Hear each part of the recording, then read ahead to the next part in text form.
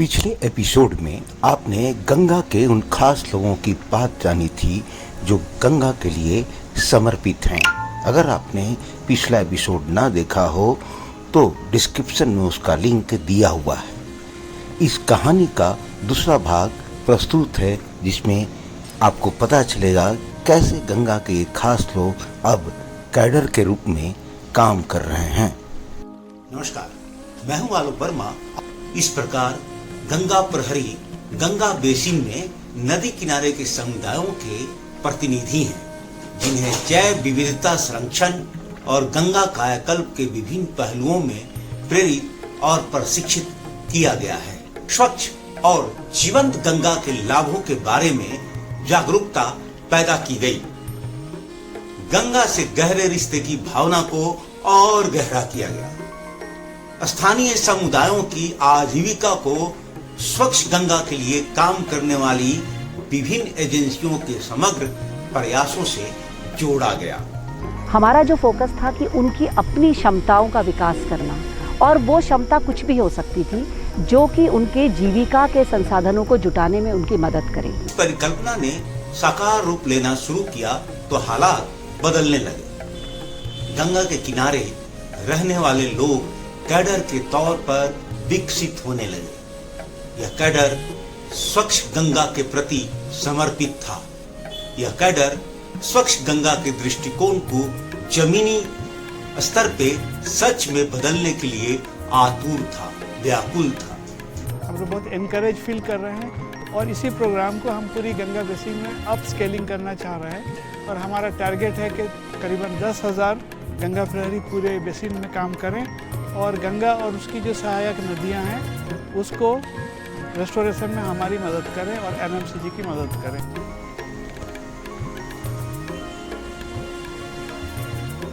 प्रयास अब मूर्त रूप में है। प्रधानमंत्री नरेंद्र मोदी, केंद्रीय गृह एवं सहकारिता मंत्री अमित शाह, जल शक्ति मंत्री से लेकर दूसरे देशों के नेतृत्व ने भी इसकी सराहना की है। अब तक कुल 5,569, जिसमें महिलाएं 3,660 शामिल हैं, वो गंगा प्रहरी के रूप में पंजीकृत हो चुके हैं। पहचाने गए गंगा प्रहरियों को निगरानी से लेकर आजीविका, पौधारोपण आदि की सूक्ष्म नियोजन अभ्यासों में प्रशिक्षित किया गया है। प्रशिक्षित और प्रेरित गंगा प्रहरियों को स्वच्छ गंगा प्रयास के लिए काम करने वाली राष्ट्रीय और अंतर्राष्ट्रीय दोनों तरह की विभिन्न सरकारी और गैर सरकारी एजेंसियों से जोड़ दिया गया है। जहाँ पे कि हमें बहुत ज़्यादा अच्छा रिस्पांस इनिशियली मिला, वहाँ पे लाइवलीहुड सेंटर्स खोले और वहाँ पे बहुत ही सिंपल ट्रेनिंग प्रोग्राम शुरू करे, जिनके द्वारा कि लोगों ने, गंगा प्रहरियों ने अपने लिए छोटी छोटी इनकम के सोर्सेज जुटाने शुरू करे। इस कैडर को जिला गंगा समितियों, एसपीएमजी और एनएमसीजी की भागीदारी सुनिश्चित करते हुए गांव, ब्लॉक, जिला, राज्य और राष्ट्रीय स्तर पर की जाने वाली गतिविधियों के सुचारू संचालन और निगरानी के लिए सफलतापूर्वक संरचित किया गया है। गंगा प्रहरियों को वन्यजीव संस्थान और अन्य शोध संस्थानों द्वारा मुख्य गंगा और अब इसकी सहायक नदियों में भी किए जाने वाले क्षेत्र आधारित सर्वेक्षण में काम करने के लिए प्राथमिकता दी जा रही है।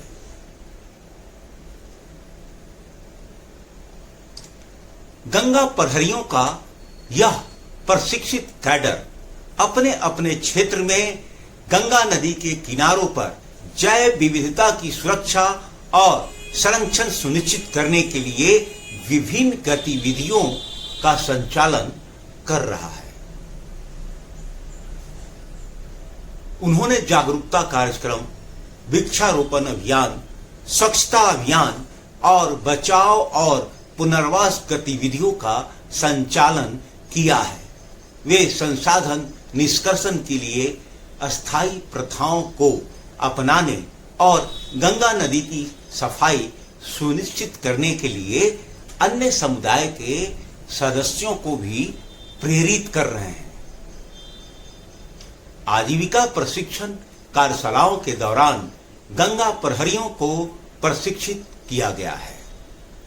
प्रशिक्षुओं को आगे बैंक लिंकेज के साथ स्वयं सहायता समूहों में संगठित किया गया है और जहां भी संभव हो उन्हें बाजार से जोड़ दिया गया है। गंगा प्रहरियों के लिए की गई एक अनूठी पहल जलज भी है। जलज क्या है ये अब जानिए। जलज शुरू में गंगा प्रहरियों की एक नाव थी जो वाराणसी के घाटों पर तैरती थी और बिक्री के लिए उनके गांवों से उनके द्वारा तैयार घरेलू जैविक उत्पाद जो होते थे उनको एकत्र किया करती थी। इसके अलावा सेवा प्रदाता जो गंगा प्रहरी थे, विशेष रूप से स्वास्थ्य और कल्याण में प्रशिक्षित महिलाएं जो थीं, उनको प्राकृतिक उत्पादों का उपयोग करके सौंदर्य और स्वास्थ्य देखभाल की सेवाएं प्रदान करती हैं और eco tourist nature guide Varanasi के घाटों पर जलज पर आने वाले पर्यटकों को नाव की सवारी पर ले जाते हैं। इस प्रकार उनके परिवारों के लिए आय का एक अतिरिक्त स्रोत उत्पन्न होता है। आज जलज को अर्धगंगा को साकार करने के लिए नदी और लोगों को जोड़ने वाली एक अलग परियोजना के रूप में लिया गया है।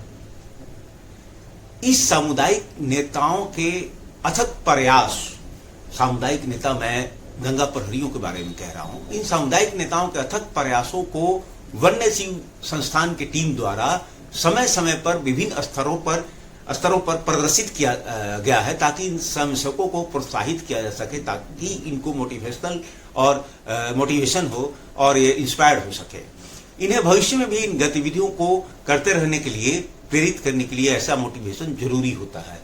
उनकी गतिविधियों को प्रिंट और इलेक्ट्रॉनिक मीडिया जैसे अर्धवार्षिक पत्रिका जो है, सुरधुनी, रेडियो श्रृंखला गंगा की बात है, या यूट्यूब श्रृंखला है और दैनिक अपडेट है, या इंस्टाग्राम फेसबुक है, इस तरह के प्लेटफॉर्म पे उनको प्रोत्साहित किया जाता है, उनके कार्यों को दर्शाया जाता है। यही नहीं, रग रग में गंगा पर दूरदर्शन राष्ट्रीय और एनडीटीवी यूएसएचए कार्यक्रम के माध्यम से भी उजागर किया जाता है।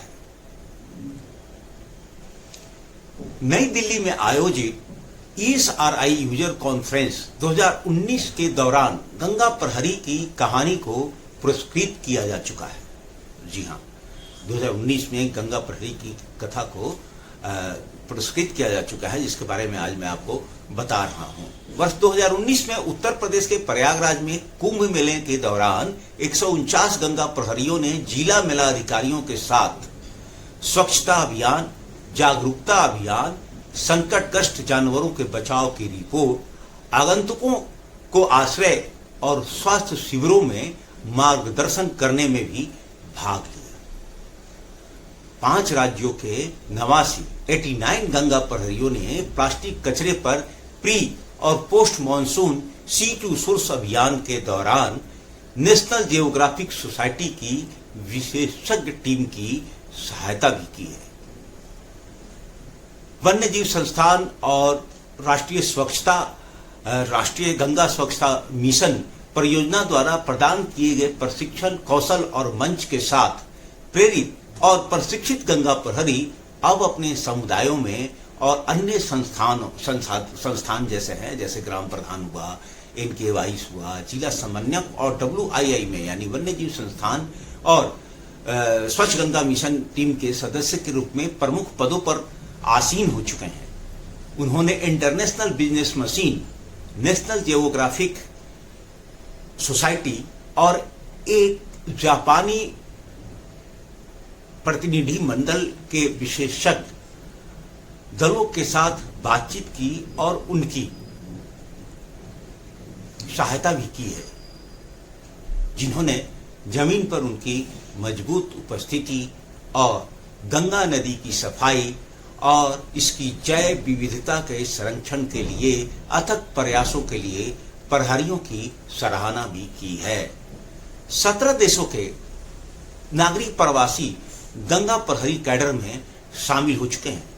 यानी जो मैंने शुरू में कहा था आपको कि दुनिया के देशों में भी ये अपनी पहुंच बना रही है, तो मैं उसी का आंकड़ा आपको बता रहा हूं कि 17 देशों की नागरिक प्रणाली गंगा प्रहरी कैडर में शामिल हो चुके हैं। गंगा प्रहरी गतिविधियों को प्रशिक्षण, मार्गदर्शन और समर्थन प्रदान करने के लिए एक गंगा प्रहरी मेंटर प्लेटफॉर्म भी बनाया गया है और 260 से अधिक मेंटर इस पर पंजीकृत भी हैं।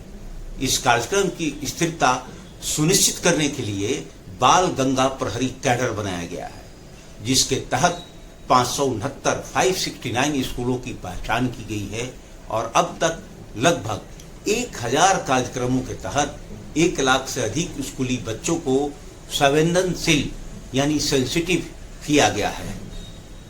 राज्य जैव विविधता बोर्ड और भारतीय वन्य जीव संस्थान के सदस्यों द्वारा प्रशिक्षित 78 गंगा प्रहरी विशेष रूप से बिहार के लिए पीपुल्स बायोडायवर्सिटी रजिस्टर की तैयारी के लिए जिला और ब्लॉक स्तर पर डेटा संग्रह में शामिल थे। आत्मनिर्भर गंगा प्रहरियों ने आज खुद को अन्य समुदायों के सदस्यों के लिए उदाहरण बना दिया है। जी हाँ, गंगा मैया तो है पियरी चढ़ी और गंगा की पूजा करने वालों के लिए ये मुद्दा बड़ा था, ये बताना जरूरी था। समुदाय आधारित संरक्षण गतिविधियों का नेतृत्व अग्रणी रूप से यही गंगा प्रहरी कर रहे हैं, जिन्हें मैंने गंगा के लोग कहा था। वे अन्य संरक्षण एजेंसियों की सहायता भी कर रहे हैं और गंगा नदी बेसिन में राज्य वन विभागों की आंख और कान के रूप में काम भी कर रहे हैं। इसीलिए मैं इन्हें गंगा के लोग मानता हूं। कमेंट बॉक्स में अपनी राय लिखना ना भूलें और चैनल को सब्सक्राइब करना भी। अगली बार फिर मुलाकात होगी, तब तक के लिए नमस्कार।